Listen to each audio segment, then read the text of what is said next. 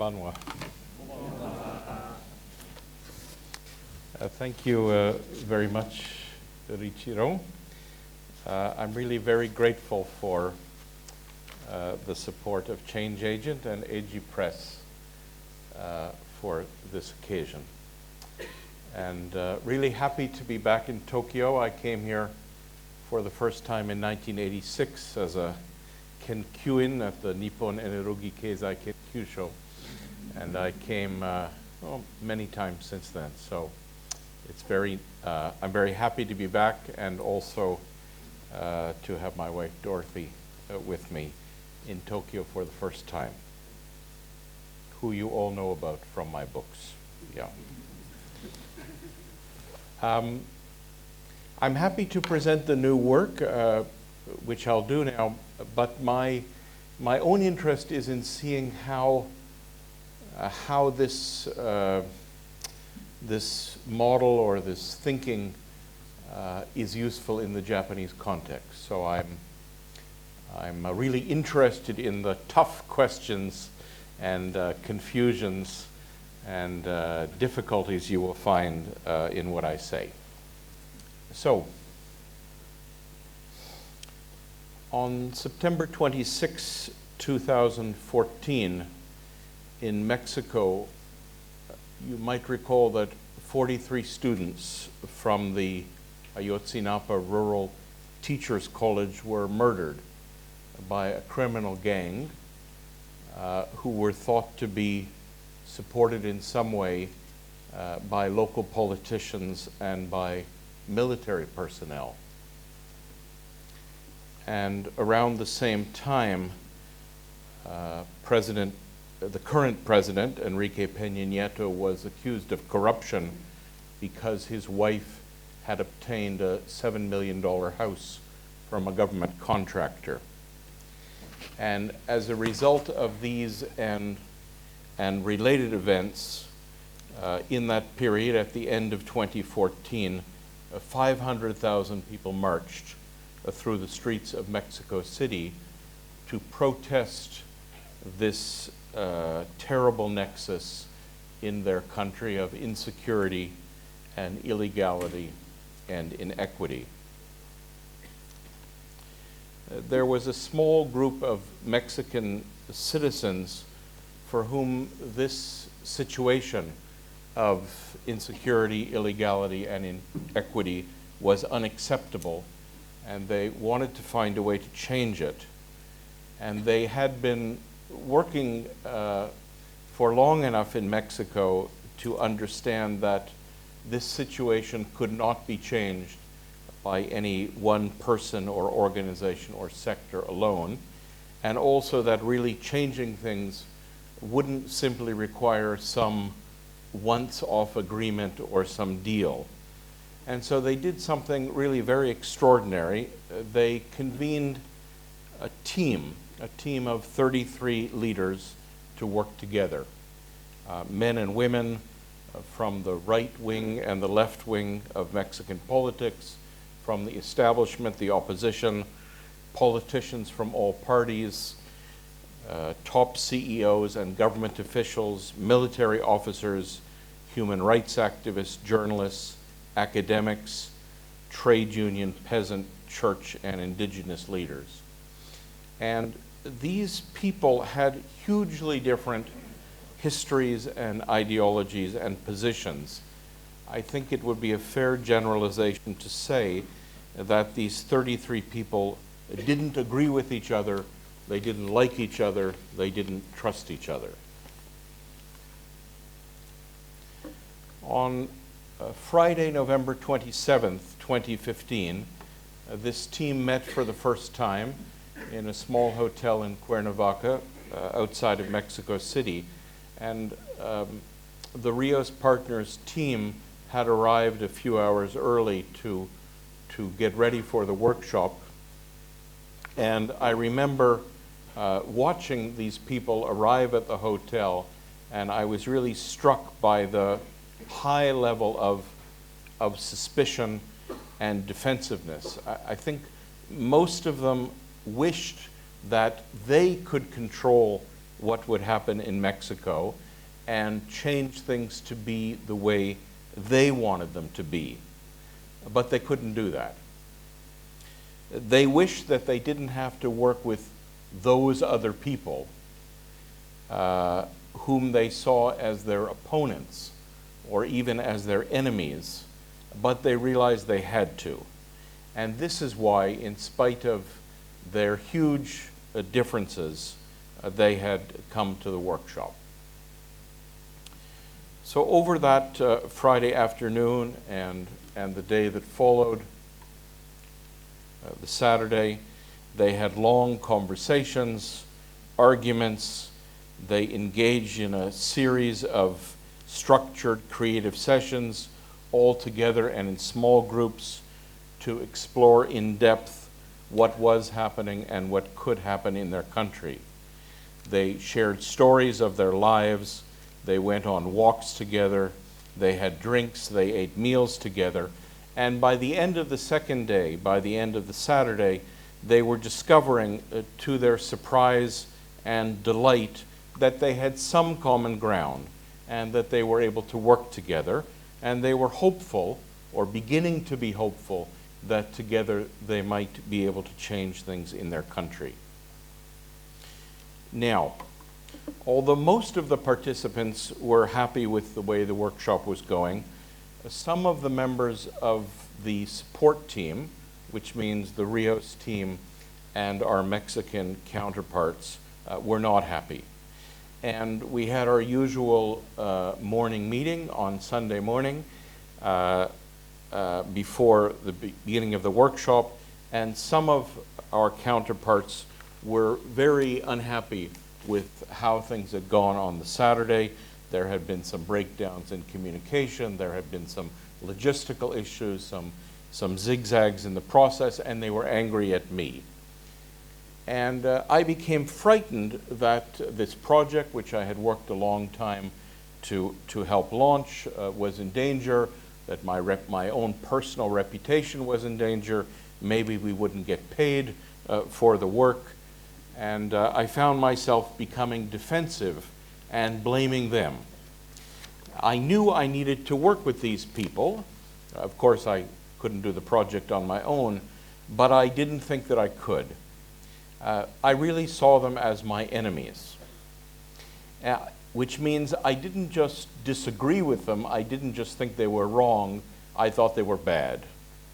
And what I really wanted was for those people who were opposing me to disappear. Eventually, and thank you. Eventually, and when I say eventually, this means not just a few hours or a few days, but after about a week, I was able to calm down. And when I looked at what was happening in our team, I was very surprised to see that I had participated in creating in the microcosm of our support team the same dynamic that we were trying to get away from in the macrocosm of the country. And the dynamic which we had created was the following. There were differences amongst us. This led to conflict. The conflict led to polarization, which led to stuckness, which led to frustration, which led to the creation of enemies, to what I call enemifying. So, this was 2 years ago. Now our support team is working together quite well, and so is the team of national actors that we're supporting. They are now active in lots of initiatives, some working separately, some together.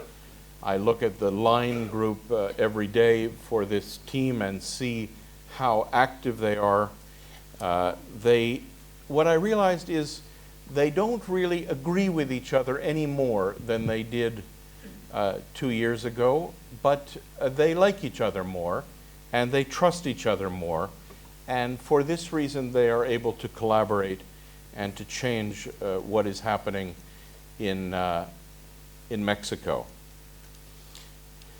This collective capacity of the team was dramatically visible 1 year ago when there were big earthquakes in Mexico.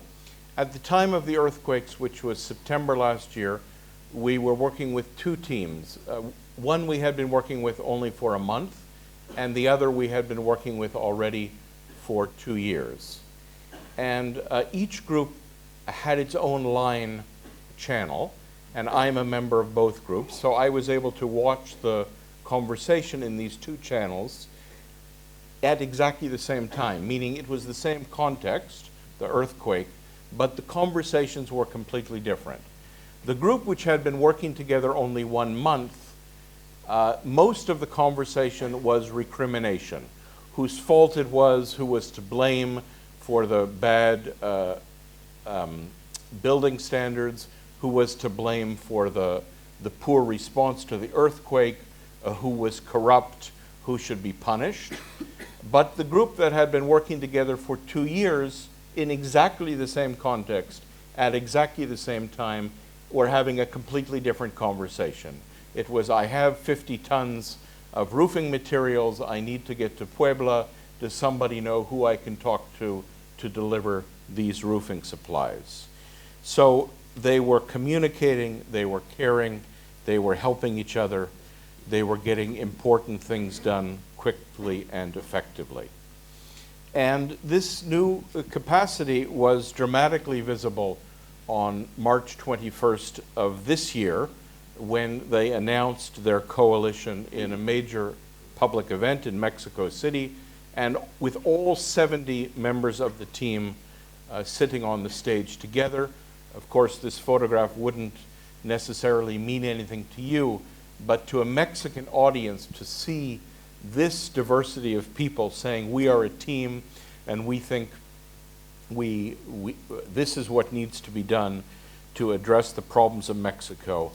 The team has become what they call a living example, ejemplo vivo of a different or a better Mexico.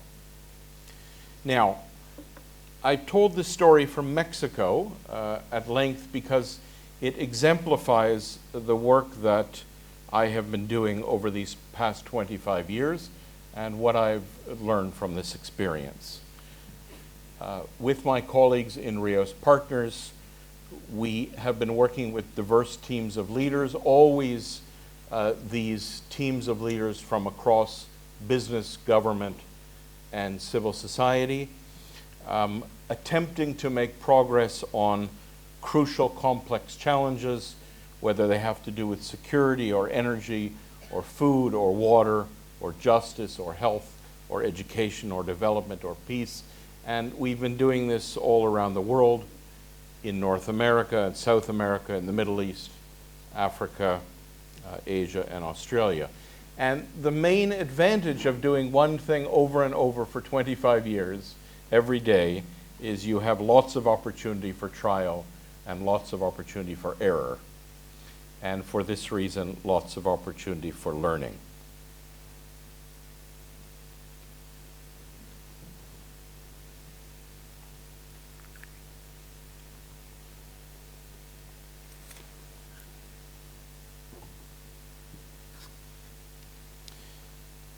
The most important thing I've learned over these 25 years is that collaboration is not as straightforward as I thought it was. So for those of you who read my first book, published by Human Value here in Japan, I would now say that I had an unrealistic idea about collaboration. Sorry for those of you who paid money for the book. But it's still interesting for historical reasons. There's some copies there. The way I now think about this is that the experience I have been able to have in extraordinary situations like Mexico, that the dynamics in such extraordinary situations are actually exactly the same as the dynamics in ordinary situations in our organizations and communities and families. But in the extraordinary situations, they're painted in bright colors so that we can see them clearly. Whereas in these ordinary situations, the same dynamics are there, but they're more muted. You could say they're more normalized, and therefore they're harder to see. But what I see both in these extraordinary contexts and in ordinary contexts is that collaboration is on the one hand becoming increasingly necessary, and at the same time it's becoming increasingly difficult. And this is because of very well-known phenomena. Interdependence is increasing, hierarchies are crumbling, more people have more voice, and as a result, and this is the key point, there is less scope for unilateralism, less room, less scope for people to force things to be the way they want them to be, regardless of what other people want. And as a consequence, we need to collaborate more often with more diverse people, not only with friends and colleagues, but also with strangers and opponents. This tension, which is at the heart of collaboration, is contained in the two senses of the word. If you look up collaboration in the dictionary, the first sense of the word is it simply means to work jointly with. And if you do a Google search on the word collaboration, you come up with nice photos like this one. And here collaboration looks agreeable and safe, productive, intense young people that everybody's listening to in pastel-colored shirts. But there's another image you also get. This is an image I saw many years ago, and I never forgot the image. The other sense of the word collaboration, or to be a collaborator, is to cooperate traitorously with the enemy. And you get terrible photos like this one. This is women in France, in Brittany, 1944. They were accused of having had relations with Nazi soldiers, and they had their dresses torn and their heads shaved, and they were paraded barefoot in the street. And this image of collaboration is the opposite. It's collaboration as the most dangerous possible thing you can do. And what I argue is that